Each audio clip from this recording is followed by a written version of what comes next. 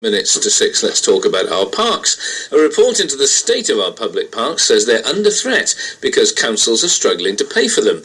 8 out of every 10 Welsh councils say they expect budget cuts of 10% or more in the next 3 years. The report comes from the Heritage Lottery Fund, and it warns that charges could be raised and standards decline in the parks unless new ways of funding and support are found.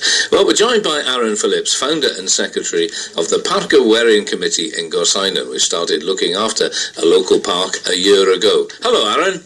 Hello. Tell me a bit about it. How did you get together? What were you trying to do? Well, originally our committee formed because Swansea Council wanted to build on a section of our park, a new school. So a group of residents got together to say, no, you can't build on our school, especially as there was other sites available in the community. So from that, then we went on to form a constitution and go on to get investment for our park. So what is it that you've done since you've been able to exert control? We've been putting on fundraising events, applying for grants, and through our money we've been able to get some new bins. We've done a community planting day. We just finished our summer session for children to come to the park for free to play with all equipment and have lessons from people like the RSPCA, the fire service and the RSPB. So you've actually managed to get the local community involved, more involved than they used to be? Much more involved than what they used to be. We started our committee last year with 11 members, and today we have 45, and we have volunteers coming on board every time. Now, I mean, was this difficult to persuade people to say, look, we can take over, we can play a part in the park's future? It was difficult at the start because everyone didn't know what the future of our park was. But when we told people our group will get pride back in the community, we'll work for the community and just get the park back to what it was, people soon got on board.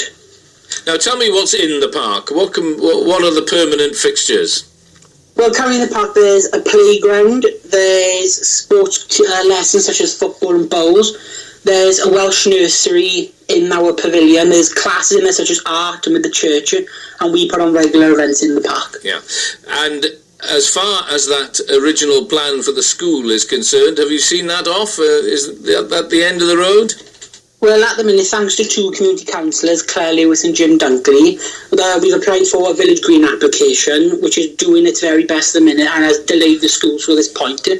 But now an inspector's come back and saying, Swansea Council, you should think again. Okay, right. So are you hoping that in the future there'll always be a Parc y Werin and that the next generations will be able to say, we took control ourselves? Well, I hope so, because the park in 2 years will turn 100 years old. So it's been in Gorsainen for years and years. All generations of families have used it. And it's a real place for people to get together. Best of luck, and thanks for telling us your story. That's Aaron Phillips, who's been responsible for the Parc y Werin Committee taking over the local park in Gorsainen.